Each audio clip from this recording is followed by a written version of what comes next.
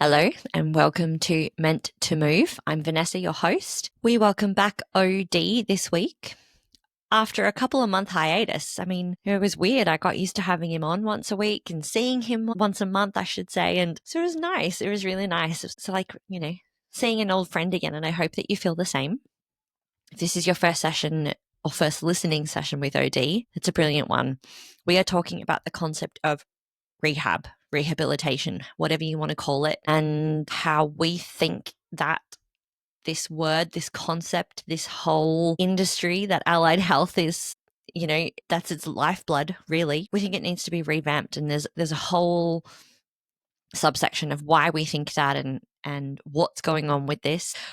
And this, I think, is a really important conversation to have, but it's a conversation I think that's also going to strike a lot of people's emotions because rehab's a loaded word. It's boring, it's depressing, it has a lot of negative connotations for a lot of people, and we really talk about that as well. So if you're interested in being able to think about rehab or rehabilitation in a new way, this is a really great episode for you. I'm excited to bring it to you, and I'm really curious to see what you think. Let's jump in. Let's see how we go. Are you located in Sydney? I'm passionate about working one-on-one with clients. During an introductory session, I'll get to know you and your body, your pains, frustrations, and learn what movements light you up. We'll then get right to work, getting you moving in new and unique ways that will help you find pure joy and fulfillment with movement. Click on the Work With Me link in the show notes and let's get started. Hello, and we're back. I have OD Yoda in the house. He came on and I said, the first thing I said was, I miss you, OD. Yeah, I'm not sure what being in the house is a great thing for you, Ness, or a not so great thing. But anyway, we'll just see how today rolls. Look, this is the season for everybody, isn't it? It's if you're in the Southern Hemisphere, we're in winter. Yep. Winter months seem hard. The days are short, but the days are long at the same time. Do you know what I mean? It's one of those weird things, isn't it? It's a strange little paradox that we've got going there. So I have a interesting topic that I'm literally just completely throwing it out at him today because I was thinking about it over this last month or so, and I wanted to talk about rehab. And I'm not talking about, actually, you know what? I'm talking about just the word rehab because I think that, like a lot of fitness industry words, we've kind of killed it and maimed it and made it sound horrible. When I say the word rehab, what comes up for you? Boring, bad shit. Don't want to do it. I'm over it already. It's not going to work. I've heard it all before. See you later. Yep, that's it. End of the podcast. Let's go. Yeah. Yep. For sure. And this is exactly what I wanted to talk about because I think it's a dirty word almost now, right? It has so much baggage associated with it. And I think we need to repurpose what, first of all, let's define what we think is actually rehab, and then let's talk about how it needs to be repurposed, right? Because I think that this is a space where is completely underrated in the fitness industry. People go to allied health professionals for rehab. They get injured, they will go see a physio, they'll go see osteo, etc. That's a big space. It's a big space. So I don't know, where would you like to start with this, OD? Well, as a person who has spent 20 years of his sporting career rehabbing and doing, I was your dream client. I was the client who did everything to the letter. Same old, same old, same old, same old. And the worst part was I got on that cycle of injury, rehab, introduction back into training, and then playing, injury, rehab, introduction. So it was the same cycle. And, once you got that injury for the year or for the season, you basically had it for the season. So hence why, as you know, my background, I got very, very curious about the way we're conditioning clients, conditioning people, athletes, whatever you want to call them, the way we're conditioning them isn't matching how we're trying to reintroduce them into the sport, into the exercise, into the challenge. So rehabilitation for me, it's not about the physical, it's about the mental, emotional.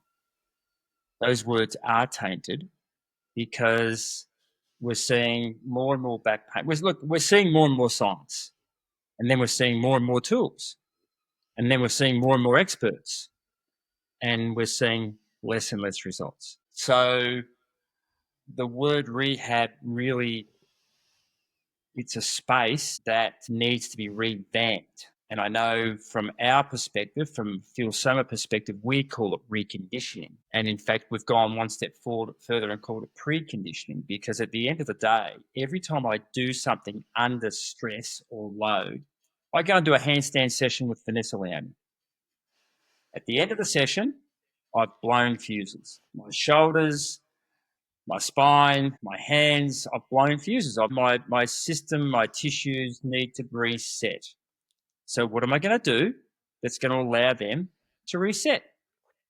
What do I need to do? Well, I need to do some breathing. I need to do some fluid movement that's going to allow the fluid to now be absorbed back into the tissues, because we know that nerve, muscle, bone, fascia, skin are primarily water. I would need to bring back in some enjoyment, because the enjoyment's going to help the healing process and help the resetting of the fuses more quickly. So it's interesting, Ness. It's, where do you start with rehab, or where do you finish with it? I don't know. That was a nice, profound little moment there. I quite like that. If you want some enjoyment, here's where my brain went when you said the word revamp. Number one, how much better is that word for rehab, by the way? Let's start a new thing to call all rehab revamp. I also just imagined, those glittery vampires from like Twilight. I don't know why.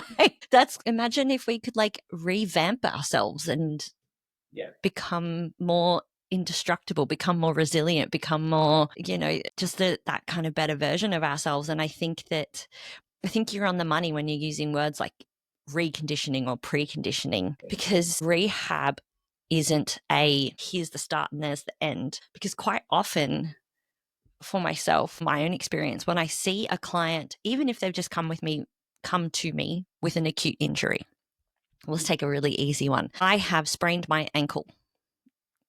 Say it's easy, I fell over, I sprained my ankle. I've got to wait for some swelling to go down, and then we're going to follow this process. And that's the process of allied health. But what happens when we work with movement therapy, or Phil Soma in your case, is that we go through what I like to call this kind of onioning. And that first layer is like, okay, you sprained your ankle. Cool. Here's the rehab or revamp or reconditioning that's going to get your ankle a little bit closer to what it was like before you sprained your ankle. But it's going to be different now because you sprained your ankle. So there's scar tissue and there's trauma and there's a whole bunch of other things there. But what about for the 6, 12, however many weeks that you weren't able to walk properly? Now we've got a whole body that's out of balance, out of whack, out of its normal condition. Out of synchronization. Correct, because you just spent 12 weeks guarding your injury. Also, what led to that injury? Because if that's just you rolling your ankle, why is that happening? Like, we need to investigate this. This isn't something that should be happening. And so once you take away that first layer, even for something, and I don't want to call it simple, traditionally, if you look at it from that allied health perspective, there's a 6-week, rehab process for an ankle sprain. But already you and I have just taken off 2 layers and we go, oh, this is complicated. Yeah, it is complicated. And it's kind of funny, right? Because as soon as you damage something, healing starts. So if healing's starting as soon as you damage something, how do I fast track the healing? Well, through our experiences, once upon a time we used to rice, we used to, rest, ice, compress, elevate. Well, I would certainly still compress. I would certainly still elevate.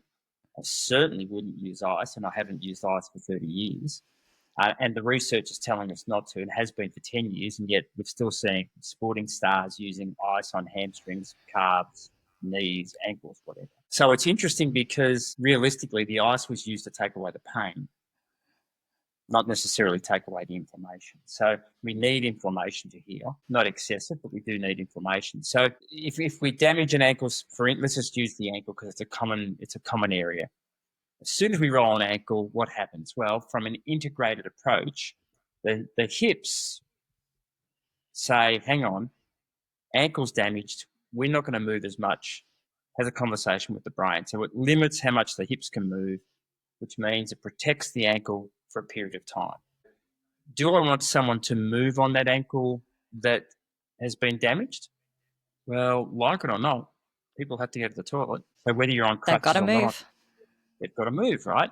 And if you were in outback Australia and didn't have a moon boot, pretty sure you'd probably move minimalistic, but you'd still move. So there's a lot to be said about, minimalistic movements with damaged tissue from the very get-go, because we need to pump fluid. So if we have vibration, we could potentially use that, whether it's cycloid vibration or whole body vibration. Whether we had, percussion guns, we could go to the lymphatic areas above the back of the knee, into the crease of the groin, just to help the fluid flow, which is going to help get rid of the waste toxins in the products.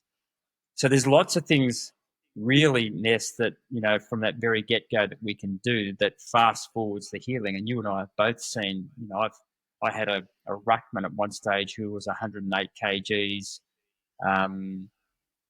rolled his ankle. It was twice the size of his normal ankle on the Thursday night, and 10 days later played, strapped, obviously, but he was doing all the movement. He was doing everything, no ice, and played very, very well that day. Now, does that injury go away? No. He's got to maintain that now for the next X amount of weeks, maybe for the season. And especially being as big as he was, obviously he had to be done through the season, but got through the season very successfully. So the ankle's only one area. We're not talking about spinal damage. We're not talking about complicated stuff. We're talking about common sense things. So it's interesting. It's getting back to, we changed the name because there's an emotional anchor to the name, and that emotional anchor will impede your healing if it's a negative vibration. Someone says the word rehab to me, as I said, I had 20 years of rehabbing, and it brings up all sorts of emotional responses.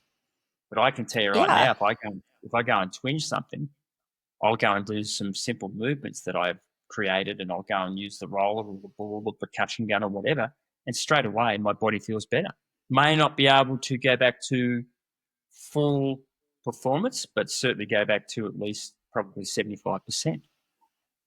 So it's interesting that when we start talking about these things, the industry has invested a lot of money in education, a lot of money in research and science, a lot of money in tools.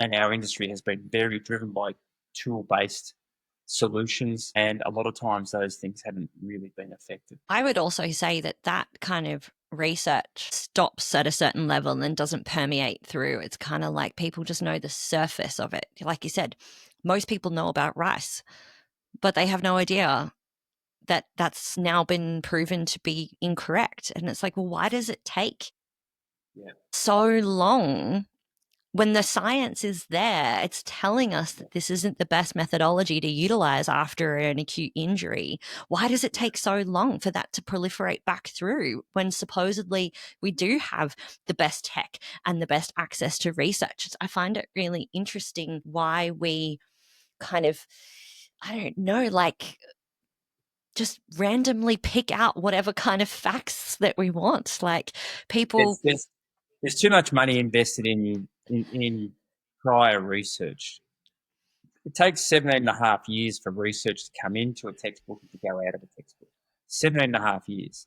Like, that's a lifetime for us in our industry. Right? So, I had a lady contact me today about wanting to have a chat about fascia. She said, people are starting to talk about fascia. And I thought, wow, 25, we were talking about it in 2007. So, it's interesting, isn't it, Ness? We're talking about things that are what we feel common rehabilitation, for instance. And, for some people, I've got people who've come in here, and the weirdest thing I've seen is they're 50 years of age and never had an injury. And they are emotionally, mentally spent because they think their life's over. How am I going to get back from this? How am I going to do my Pilates class? How am I going to walk the hills and the mountains? How am I going to play golf? Hang on, whoa. This will be something we'll get over pretty quickly. And if you do your exercises or you do your program, away we go. But this is just something that now becomes a ritual that you'll do every day. Might take you 7 minutes. If you haven't got 7 minutes, well, you won't go back and play golf. If you haven't got 7 minutes, you won't go and climb the mountain. But you've got to be committed because your tissues now need this to reset, to recondition, to become revamped. That's a really nice way to put it. We're revamping the house, we're revamping the car, well, now we're revamping the body. Yeah, I think it's going to stick, OD. I like it. I've got two tangents that I want to go down that you've mentioned. One was, well, it's early. Is what you're really saying. I'm just having a party over here if you're watching. Okay. Yeah. So one was you mentioned foam rollers, percussive, full body vibration. I love that stuff. I don't think many people know what's going on there. I want to talk about that. But before we kind of, go science, come back to the elephant in the room that no allied or very few allied health professionals address when we have an injury, and you said it, is the mental and emotional despair, pain, frustration, fear, the huge cacophony of mixed emotions that we get when something like an injury happens, particularly when it takes you away from the things that you love doing the most. Like, can we just pause on that? Like, that's huge. Massive. It's massive. I'll give it to you from my perspective, so that maybe some of our listeners can jump on the wagon with me and rekindle some of their gut feeling, their emotional feelings. As most people growing up in Victoria, you wanted to play AFL at the highest level, or VFL back in my day. Got an opportunity to go down to one of the clubs, obviously didn't make it. Went and played VFA, which is the next level down, which is now VFL. 5 games in, had a cracking start to the season, broke my leg. Now you go, okay, you've got one eye, you're playing in the toughest league outside of VFL. You've got players coming in from Collingwood, Richmond, Geelong, various clubs to try and get a second chance to get back into the VFL. And I'm just a country footballer. I'm just a young bloke down there who hasn't made his name yet. So emotionally, where am I sitting at? I'm in a situation where that I now start to worry about what happens with my future. Will I be accepted? Will I be as good? Will I get a kick? Will I get a game? Will I honour my contract? Will I ever play footy again? I mean, this is the stuff. This is the emotional stuff that no person. And I was fortunate back in the day. There was a guy called Jeff Oxley, two guys, Jeff Oxley and David Shannon, who were the physios down at Geelong at the time, and most beautiful guys. And Jeff's still a great friend of mine. And they cared. Ness. They actually cared. They cared about the players. They cared about, because they could see we were just country boys, right? Now, without them mentioning the word emotion, they would say, "Look, it's going to be okay. We'll just do this. We'll just do this. There'll be some stuff there, but but that reassurance." Like I didn't have. Yeah. My sons have me. I can share experiences with them. I didn't have anyone to go to, as many other people did or don't. It's a matter of you just do what you do and hope that what you're doing is going to get you to the other end. But what people don't get is that mental, emotional aspect impedes your healing. It impedes how you feel. It impedes how you move. So it impedes how you live. So you can imagine I broke a leg 5 games in. I'm in a cast from hip to toes, on crutches for 12 weeks. At the 6-week mark, they cut the cast and put it from the knee down. And even then, you're thinking, okay, yeah, you're going to the footy, you're watching your mates run around, and I'm doing the exercises, I'm doing what they tell me to do. And And it's one of those things where you sort of go, okay, that's not working. So where am I at? What's going to go on there? So it's just one of those things, mate, that the mental emotional thing is just huge that no one addresses. And if you can't, look, I've got kids who come into me now and, they've rolled an ankle and they're back playing, and I'll give you an example. My son, 4 years ago, tore the ATFL off the bone, ruptured it Thursday night, right? Looking to play his first game of VFL. And so you can imagine what he is. He's shattered, and he's in a scenario where the physio, who was amazing, says to him, I'm going to tape it, send you back out. Anyway, he tapes it 3 times, 3 different ways. The third time worked. No pain. So he said, I want you to go back now, and I want you to work with your dad tomorrow on the whole body vibration plate, and I want you to work with that, and then what's going to happen, we're going to go and you'll be fine to play Saturday, which he did. Not ideal, but he did. Now, fortunately, of all the ligaments you could rupture, that was the one that you probably didn't need, and we could mimic a type of taping that allowed him to play. But the healing he had, the reassurance that he had, the love that he had in that one day before he played was gold. Mm. It was gold. It's so undervalued as well. It's so undervalued. And I think that there's a very fine line also between that interplay of you've got your emotion, you have a physical something. But I'll share what happened to me a few years ago. You kind of triggered this memory was that you've got those two, but then it's also like your internal health is so closely linked to both of those things. You throw out one of those things and then you've got like this cycle of stuff that can happen. And so for me, Miss Bendy over here, putting away a giant inflatable paddleboard, of course, I get my foot stuck under it, my knee twists, decides to dislocate itself for the 8th time. It's great fun. So it was quite painful. This one was one of the worst ones that I did. And my kneecap's sitting out. And so I just I knew the protocol, just kind of gently push it back to where it was meant to be sitting. Yeah.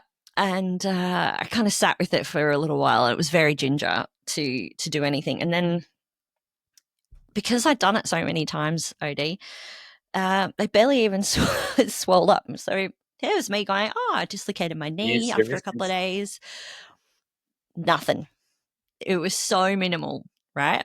But, I was very careful, very ginger. I kept movement on it, didn't take anti-inflams, didn't ice it, got some massage in and around it, kept the blood flow, all of those good things that we're talking about. Unfortunately for me, my thyroid condition, Hashimoto's, was not under control, even though I was taking required medication and things like that. So my nervous system decided to completely go into overdrive and it was on high alert. And so it decided to attack an injury that I had actually never ever felt ever in my entire body. So a week after my dislocation, the bottom of the same side foot, my toes, like right under the toes and the pad of my foot, started itching and burning and swelling. And I was like, what's happening here? Like, what is this? And it got worse, and it was on like 2 toes. And then after a few days, it was on all my toes. And then 2 days after that, it started going into my other foot. And then my other foot started getting exactly the same thing, and toes burning, neural pain, swelling. And I'm like, what is happening? Like, what is this? A week and a bit after I did the initial dislocation, I remember it vividly, I was writhing in pain in bed. I had my feet elevated because I couldn't put anything on them. Anything on them was just, it was so painful. Michael's freaking out, going like, what's happening? What do we do? Doctors obviously aren't really entirely sure. I go blood test, 2 types of scans on my feet. Blood test shows my thyroid's out of whack. Scans show that I have a plantar plate tear in each foot. Now, ex-gymnast, ex-dancer, I used to jump around a lot. I actually have ever had a problem with my feet. And this was a super interesting thing. So this dislocation, and it took weeks for anyone to figure this out, mind you. No doctor figured it out. It was a physio friend of mine he's very, very good, and a physio girlfriend of mine both said that I had this kind of complex pain disorder that popped up. Basically, my nervous system and my immune system attacked this injury that just lived there. Like plantar plate tears don't heal physically because it's inside the capsule. It's just old damage. And I never had an issue with that. And I couldn't walk for months. And I remember seeing the endocrinologist, and I said to him, if I get my thyroid sorted, do you think that this will help my foot? And he was the most unsympathetic, let alone unempathetic person I've ever met in my life. And the whole consultation was just so rigid and so cold, and just like, no, not even any pity. Do you know what I mean? Like, it was just horrible. And I was just really lucky that I had great support from Michael, great support from these physios who were just trying to figure out how the hell to get this. Yeah, like what's happened. And that, I think, is the perfect illustration, is that we all of us, we had to figure out, well, how do we rehab this? Like, what's going on? There's inflammation there for an injury that I've never had to rehab, so to speak, ever in my entire life. It's never going to go away. So how do we deal with this? And so many people have what you'd call an unexplained issue or something like this, and that's not rehab. Like, I had to had to figure things out. Like, my entire life was completely altered for months and months. I had poor clients of mine. Luckily, I was working down the road from where I lived. I had clients coming to pick me up in the morning from my house and drop me off because I couldn't drive. I was still doing PT sessions, but I was just sitting there on the floor because I literally couldn't do anything. Like, my clients were incredible about it. And that's the difference, though, when it's interesting, isn't it? You talk about because you're really talking about relationships now. Your clients were prepared to go and get you and for you to guide them. That's a relationship. And what we're really talking about is the relationship between ourselves. Now, I had a very, straightforward, which I thought it was straightforward, a broken leg, which it obviously wasn't. And then you've had this injury that's happened from no real trauma, as we could see. There was hidden traumas. So, it's the whole thing of, I had to trust someone else because I didn't trust Max. I didn't know much about the whole thing, nor would you. And then, fortunately, I had people who were supporting me professionally. You had people who weren't supporting you professionally. So, as you say, mine was probably what we would typically say a traditional rehab program. Yours was far from a traditional rehab program. It's wild, though, right? And like, this is what happens to everyday people, and this is not something that's talked about in the fitness industry. It's all like reps and sets and do this exercise and you're going to have a great butt and blah blah blah. It's like, no, this is not real life. And it's interesting about rehab. The research shows, and we've discussed this before, about 400 to 600 reps for the synapses of the brain to learn the movement again, to activate the muscle to remember the movement pattern, right? Or you can do it through play with 10 to 20 reps. Well, when we talk about boring, when we talk about repetitious, when we talk about, and I get building stamina and I get building strength and I get all that. But just imagine if we could do it through play, through enjoyment, through fun, through three-dimensional motion, through things that look like life, and in a manner in which then you can start to add some challenges which are going to bring the endurance that's needed in the tissue, with bicep tear or calf strain or whatever. But it's just, rehab's an interesting term. There's an interesting perspective on it. Because I can tell you right now, I'm seeing people doing stuff that I was doing 40 years ago when I was injured. Still, that's outdated. Yeah, by the way. And it didn't work 40 years ago, and it's not working now. So it's just a matter of, for anyone listening to this, it's a matter of understanding that, you can't break the body into segments. And I'll I'll redefine that. You can, but you have to look at the whole body first before you can define that there's something that's potentially not sequencing properly, activating properly, moving properly, or whatever. Because, what we do, Ness, is very different from what typically everyone else does. We bring people into an environment that they're safe and they're confident in, and they're going to move in. They're not going to just do repetitive stuff, and they're not going to sit, and they're not going to be in a certain position for the whole session. Me, I do a little bit of body work as well as the movement side of things. Then we'll build some stability back into it. So by the time they move, but the time they leave, they're smiling, they feel better. Generally, they feel better. And there are clients, trust us, as we all know, there's clients you do stuff for and you just go, that just doesn't make sense. But there's generally those clients who leave who are still not quite where they should be in your view. There's generally underlying emotional and mental stress that's going on that they don't want to share, and I don't need to know. And it's also just really hard for anyone to share that level of detail about what's happening in their world and all of the things that can influence how well your body recovers from something, or how well it's not recovering from something, which was part of the issue as to why it happened in the first place. And so this is where I think that that circled back really nicely, actually, where your talk about reconditioning and preconditioning is perfect, because it becomes this constant circle of, what am I doing in my body that needs help and assistance to be able to recover and to grow? And then what can I push in my body that I have developed enough stamina control ability to push a little bit further? And so I quite like the symbiosis of that, really. And Ness, I think this is one thing I believe I'm probably getting better at now, is that you've done these episodes, these podcasts, and listening to the podcasts, the information that's been on there has been fantastic. And the guys you're getting are people who aren't just informers, they're practitioners, they're coaches, they're people who actually are living in the real world. So I'm going to take this back one step further, as you said, whether it's called preconditioning or not. This is recovery. This is how, we had a conversation some episodes ago on what is recovery, right? Recovery is priming the tissue, priming it so it doesn't break, priming it so it doesn't falsely sequence, priming it so it can adapt under force, under load, under pressure, in an odd position.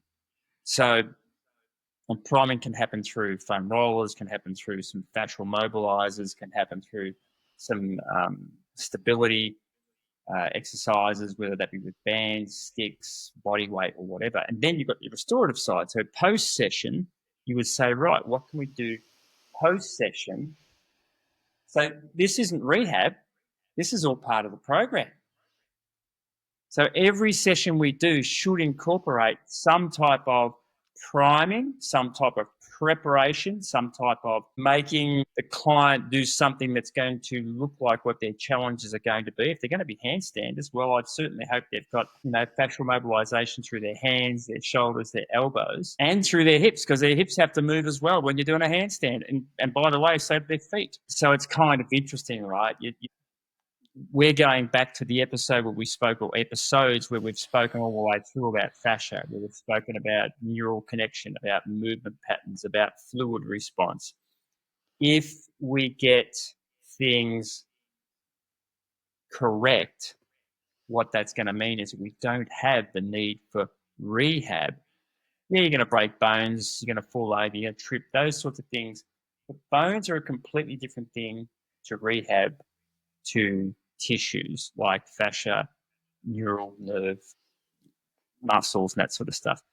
The bones, the fascia that wrap around it, once you've got your bones strong, then the tissue, what you can do with tissues after that is really, really cool, really, really, really quite powerful. But it's just a matter of understanding that,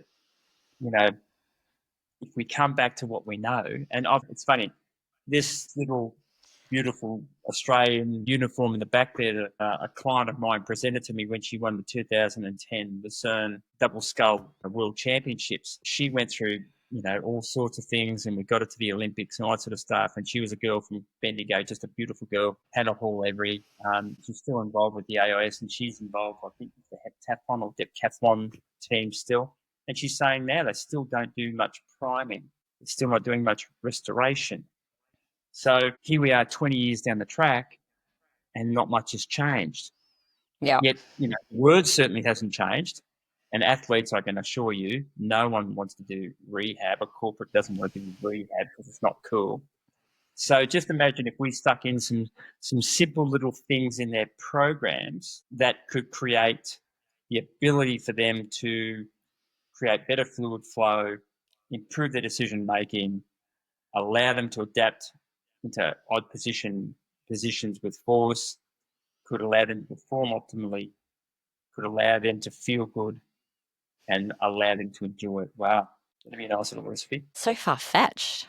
What is this? If it was in a tablet, Everyone would buy it. I'm up, Big Pharma would be after me. 100%. So let's come back then to someone who's listening who wants to employ some of the things that we're talking about. At home, I have 2 different types, of course I do, of percussive guns or vibration tools. Now, you're the best person to talk about this. When people are like, oh, I've got a massage gun, but maybe they do have a massage gun or maybe they actually have something else. What's the difference that we're looking at there, OD? Okay, so when we talk about vibration's a really, really powerful way to help tissue heal. Now, whole body vibration power plates are when the plate goes up and down. It only goes up and down on low at about 1 to 2 mil, so really, really small, but it goes up quite quickly, up and down quite quickly. So it goes up and down, side to side, and backwards and forwards. So we call that multi-directional vibration, and the cells love it. The brain loves it. Anything that's multi-directional, any sort of stimulus, the body, the fascia, the brain loves it. And then you have, but with whole body vibration, you can actually create force. So you can stimulate not just vibration frequency, but also you can stimulate, you can increase the amount of force you want. So you could have, 1 to 2 Gs, you can have 3 to 4 Gs, you can have 5 Gs, 6 Gs of force. 6 times your body weight, 5 times your body weight's a lot of force. But for most athletes, you've got to be able to produce that because when they're playing sport, for instance, if they change direction, they're running in a straight line and they change direction to handball or to throw, it could be anything up to 15 Gs of force in that directional change. So tissues are under a lot of load. So whole body vibration creates a frequency, multi-directional frequency, which tissues and the cells love. Cycloid vibration, once again, is a multi-directional vibration, very, very no force at all, very, very low. So you see a lot of times you'll see cycloid vibration. There's a company in Australia called Niagara, and they do amazing stuff, not only for humans, they're in Brisbane, but also in the equine system. Then we have our typical, I haven't got a gun here, but you might have a peanut, and it's a vibration peanut. Lights come on. Now, it's one-dimensional. It only goes in one direction. Now, the really cool thing about that, or a percussive gun, once again, there's 2 types of percussive guns. There's a big gun and there's a smaller gun. The beautiful thing about vibration balls or the percussion gun is that it's great to stimulate fluid flow. So for priming or preparing the tissue, to get fluid into the tissue is really important. So, if I was an athlete, if I was a person going for a 10K fun run, I'd stimulate the soles of the feet. I'd stimulate about a hand's width above the crease at the back of the knee. I'd stimulate the creases of my groins. I'd stimulate either side of my belly button. I'd come up and down my sternum onto the bony sections. Any of those areas are going to be great areas to stimulate because it's going to stimulate fluid flow and it's going to help the tissues now become hydrated and lubricated, which means they're going to move better and the body's going to respond better. Vibration, percussion are very, very, very good tools. It's just understanding, multi-directional vibration is the ants' pants. Percussion, vibration balls are great for fluid flow. And they've all got great uses, great for fluid flow. So they're great for priming the tissue, but they're also great for restoring the tissue. Mm-hmm. I'm going to put the side note in here. I wholeheartedly miss having access to full body vibration power plate tool. Oh my God. The recovery on that is there's nothing better. There is nothing better. Having had it for years and then not having access to it, I miss it. And that is like my number one priority to one day get back into. So hence why I have the percussion and a different tool. Yeah. And that's the thing. It's not, in a perfect world, it's great to have, whole body vibration in a perfect world. Now they're expensive. The side plates you see that, for $500, do they cut it? No. They're one-dimensional, and in fact, they drive a lot of force into your lower back, so you got to be careful those sort of plates. So power plate, potentially the only plate that now creates whole body vibration. So, but they are expensive, as you know, but they are amazing. But even getting fluid to move through percussion or vibration balls, super, super, super, super important. Super important. Yeah. I'll give you. It was quite funny. I've known Niagara for many, many years now, and it was interesting because when I was in China in 2019, they had an epidemic of where the flesh-eating diseases were coming through on people's arms and legs, and they couldn't stop them. And the only way they could actually get the flesh to grow back was by using. Niagara has this pad. It's a vibration pad. It has a hard roller on one end, and it's a soft pad that sort of goes down about the width of your back, and it's about probably 18 inches long, 450 mil long, and they were putting them in the beds of the people, and Patience. Yeah. the flesh was growing back like you wouldn't believe. So Isn't that incredible? yeah, fluid flow. Cells love that cycloid vibration, gentle, but just very, very powerful. So it just shows you, and you'll know, like if I'm using a small gun on the bone, I don't use big guns on the bone. I use big guns on the muscular areas. But if I use a small gun on the bone, I'll generally use it sideways. But as soon as you use it on the bone, around the collarbones, up around the occipital, the base of the cranium, base of the head, use it around those areas. How you feel after that? I use it up in my face, up in my sinuses, and just on the side, just on low, and the tissues just feel amazing. Mm-hmm. Absolutely. Yeah. I personally can't stand the force much of the big gun that we have. It's also one of probably, I think, the most initial old models of when they first came out, and it sounds like a freaking it sounds like an airplane's landing. Yeah. Yeah. That one personally for me, bendy humans in the room, watch out, because changes a lot.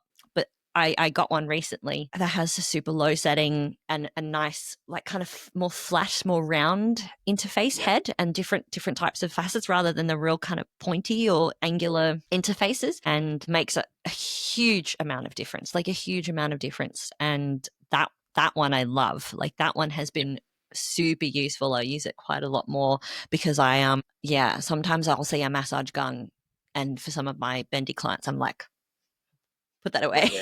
that one's too big and scary for you. You don't need that one. And it's interesting, like the technology's come so far. I mean, now you've got infrared lights that are on the gun. Now you've got various speeds, as you said, various array of nozzles now that are much more comfortable to use. So yeah, they've come a long, long way. Yeah. So they're powerful. I think that's also, like, for me, and we've talked about this, foam rolling is a great tool. It's stimulating very similar components in the body that we're talking about when we're looking at percussion or that one-dimensional vibration, but it hurts more, and it's much more targeted and specific, and a lot of people have a resistance to that. And also, you've got to get in kind of all kinds of weird and wonderful positions to use your foam roller. It's not necessarily accessible for everybody. So I think it's great that these kind of smaller tools have perpetuated, because it does make that kind of recovery so much more accessible for everybody. And that's what's interesting about that too, is that self-myofascial release, which is what it's typically known as from a field summit perspective. We call it self-myofascial engagement. So in other words, we're engaging the tissue.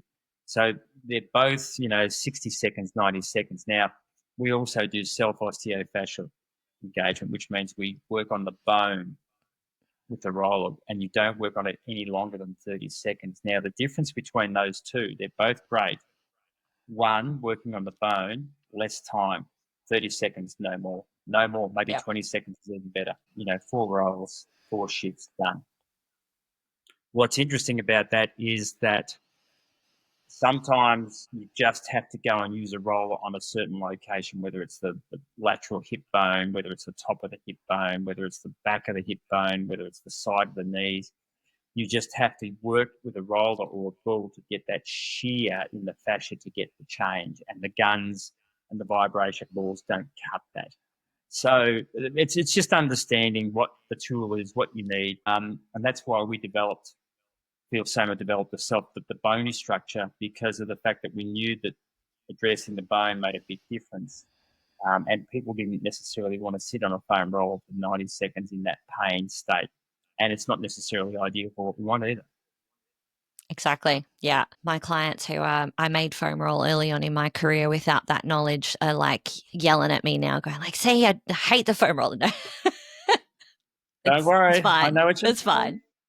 I know what you're doing. So, coming to the end of this discussion, if someone is currently engaging in a rehab protocol, I say that in inverted commas, if they've had an injury, acute or chronic, what would you want to say to them to help them along this journey, to help progress their Okay. The first thing I would want to say to them, if they've gone to an allied health professional, is please ask questions. It doesn't take 4 to 6 weeks for certain muscles to get better. We can change tissue very, very quickly, and you'll feel the change, whether it's a rolled ankle or a sore knee or whatever. You'll feel the change. Now, there might still be discomfort there, there might still be limitation there, but you'll feel how there's been an improvement there, right? So, my first question towards an allied health professional is, okay, so I've got a location that's damaged. What are we going to do to incorporate now, not in 4 weeks' time, to incorporate the rest of my body so that my body can support the healing process? And secondly, what are the things that I can do at home, not just from an exercise perspective, but from a potential heat perspective, a potential compression perspective, a potential tool perspective. I've got a percussion gun, I've got a roller, or I've got whatever. Because it's at the end of the day, all I know is rest doesn't fix many things. It really doesn't. Because at the end of the day, tissue needs fluid to pump, and you're not going to pump fluid through tissue unless you've got the tissue doing something. Doesn't matter how small it is. It might be a breathing exercise. I don't care. You might be laying on your bed, just flexing, inverting, and everting your foot. In other words, just turning foot in different directions, backwards and forwards. But that is something that is going to empower you to heal. So you need to ask questions from an allied health professional. If you've got niggles, with your body, there's a ton of different things you can do. Generally, it is a movement pattern. Generally, you won't be breathing properly. So, lay on your bed and see if you can breathe in through your nose for 4 seconds and then out through your nose for 4 seconds. And then see if you can breathe diaphragmatically into your abdominals, lower abdominals, because if you can't breathe, 9 times out of 10, you can't get fluid to pump around your body, and you can't get oxygen to the brain and to the tissues. So breathing's a big component of it. And then, we can start doing some movements. And it's funny, for instance, I might have someone with an ankle problem standing up in a split stance, leaning against the wall, and the split stance with one foot slightly in front of the other just looks like you're walking. And I might just get you to rotate your hips from side to side, hanging onto the wall as I'm breathing in through my nose for 4 seconds and out through my nose for 4 seconds. So now I'm getting triplanar motion from the ankle to the knee, to the hips, to the T-spine, to the nose. So I'm getting my whole body to reconnect. I'm giving fluid the opportunity to move. I'm stimulating a neural response, and I'm creating a movement pattern now that the body recognizes all within the threshold of not creating. It's some good advice, and it's powerful to illustrate to people how there's always hope. There's always someone that you'll be able to find who can help you through the challenge that you face. And if you're not happy with the support that you're getting, then reach out, find someone else. I think my biggest piece of advice is find the allied health professional who you can ask questions to, who doesn't gaslight you, who is happy to support you and will listen to you, because at the end of the day, what you're going through is relevant and important, and you deserve to be heard and you deserve to be seen in a way that is impactful for you. And that is also going to make a huge impact on your recovery. Absolutely. And that's, as you say, it's, people don't know how much people don't care how much you know until they know how much you care. And that's something that's been driven into us for years. Yes, so it's that whole scenario now of find someone who cares. You've probably got a healer, so work with them, keep them, because you're going to get better quicker. Definitely. OD, I feel revamped after talking to you. I don't know what I feel after that little conversation. Yes, it's interesting, isn't it? Because it's something that for you and I, we spend a lot of hours in not just performing it for ourselves, but actually giving it to clients, and we know what does and doesn't, and what has and what hasn't. And what's really important to understand is these podcasts are about empowering you to know and to feel that there's other options out there, that there's people out there who are prepared to help you and to share with you the truth about what goes on in the industry. I'm not employed by PowerPlate or Niagara or whoever to promote their products. I promote them. I talk about them. I use them because they're great products. And that's what I love about our conversations is that, rehab it's something that actually, can be quite depressing for people, because the first thing they think of is that they've gone right back to the start again. Exactly. Where the truth is, if you've damaged something, you can actually get it to start doing movement and get it to start healing instantly if you give it the stuff that it needs, and you can actually fast forward your progress really, really quickly. Yeah, great place to end on that. Thank you again, OD. I appreciate you. We love your thoughts. And we'll see you soon. I'll talk to you very soon. See you guys.